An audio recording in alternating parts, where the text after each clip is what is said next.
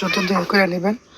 করার পর যে এটা করেন, এটা হলো বাথরুমের চতুর্দিকে 4 ফুট বাই 3 ফুট 3.5 ফুট এরকম যে যেরকমভাবে নেয় আর কি।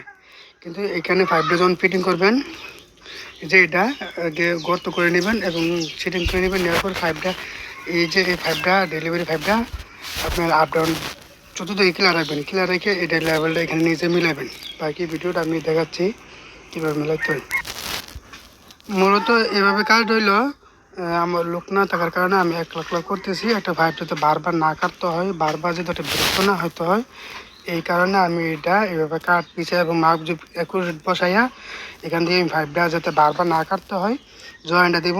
জয়েন্ট 1 ফুট বা 6 ইঞ্চি জয়েন্টের কারণে আমি এইভাবে এটা কাঠ দিয়ে পিছাইয়া একুট বসাইয়া আমি একুটভাবে মাপ দিতে চাইতেছি। আপনারা এটা ইজিলি বুঝতে পারবেন, কারণ আমি এই কাঠটা বিশাল লাগছে বা একুট মাপটা লোয়া লাগছে যে আমার লোক না থাকে। পাইপ দেখেন 1 ফুটের পাইপটা কীভাবে দিয়েছি, যে খারাপ একটু মিলাইতে অনেক কষ্ট হয়েছে। এটা নিজের জ্ঞান অনুযায়ী করতে হইব, বুদ্ধি খাটাই করতে হইব। লেভেল 5 আছে। মোটামুটি আমার কাজ একুট হয়ে গেছে, মাপজুপ হয়ে গেছে, মাপজুপভাবে একুটভাবে বসে গেছে। একলা কাজ করার কারণে এভাবে বসাতে হয়েছে কাঠ দিয়ে। মোটামুটি বসানো হয়ে গেছে। এখন একটু পুরো ডালাই দেবো।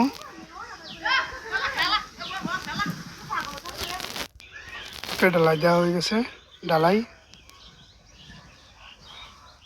অ্যাঙ্গেল বানানো হয়ে গেছে।